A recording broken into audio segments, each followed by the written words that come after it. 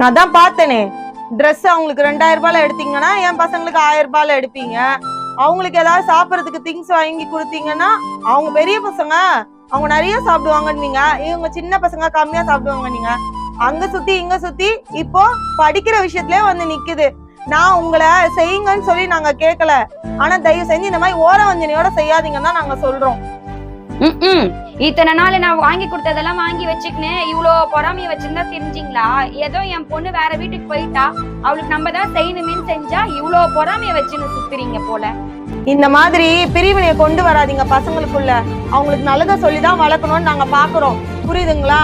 நீங்க வந்து உங்க பேர பசங்களுக்கு செய்யறத செய்யுங்க, நாங்க செய்ய வேணாம்லாம் சொல்ல, ஆனா நல்ல பாசத்தை மட்டும் காட்டுங்க. உங்ககிட்ட 10 ரூபா நாங்க எதிர்பார்க்கல, இத சொல்லி புரிய வைக்கதான் வந்தேன். நீங்க பேச போய் நான் பேச போய் தேவையில்லாத பிரச்சனையில வந்து நிக்குது.